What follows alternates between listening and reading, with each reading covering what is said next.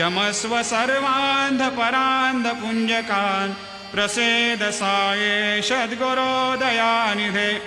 श्री साईनाथ चरणामृतपोत चित्तास्तत्पादसेवनरतः सततं च भक्त्या संसारजन्यदुनितोर्धवनिर्गतास्ते कैवल्यधाम परमं समवाप्नुवन्ते।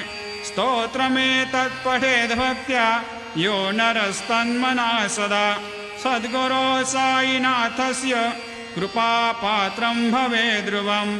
करचरणकृतं वा कायजं कर्मजं वा श्रवणनयनजं वा मानसं वापराधं विहितमविहितं वा सर्वमेतत् क्षमस्व।